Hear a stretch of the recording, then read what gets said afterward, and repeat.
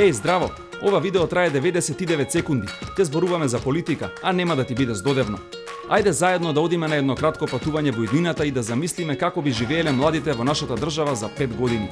Дигитализирано образование, полесен пристап до работни места, многу повеќе зелени површини за дружење, забава и спортување, култура достапна за сите, иновативни хабови и развиена стартап култура. Листата на желби е долга, но главен услов за креирање поквалитетни младински иницијативи е да знаеме што сакаат младите и нивните желби и визии да ги исцртаме во рамка. Таа рамка се вика Национална стратегија за млади 2023-2027. Во неа ќе бидат содржани сите теми од интерес на младите: образование, вработување, култура, забава, квалитет на живот, младинско информирање. За да создадеме квалитетен и сеопфатен документ, неопходна е активна вклученост на мнозинството млади. Колку повеќе мислења имаме, толку се поголеми шансите стратегијата да ги одрази реалните желби и потреби на младите.